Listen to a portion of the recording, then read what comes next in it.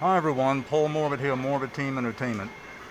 So recently and lately, my main priority, at least one of them, are overhauling and refurbishing all my cameras. That's one of my main definite priorities right there, and what I really enjoy doing. With the several cameras that I have, it's going to take at least until 2023 to get everything overhauled. And once that's done, and hopefully a little bit before, we can do more and more filming.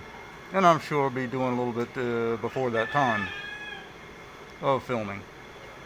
We got some great locations here in the Philippines. The Philippines provides a lot of that.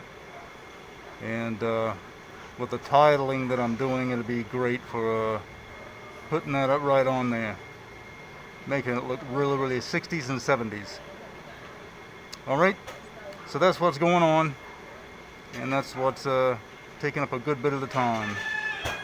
But for me, I enjoy doing it because I'm a technical guy.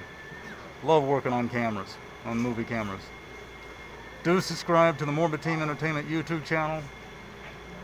Join the Morbid Team Entertainment Barter Buy and Sell group and put a like on our page. Paul Morbid of Morbid Team Entertainment. Thanks a lot, and bye-bye.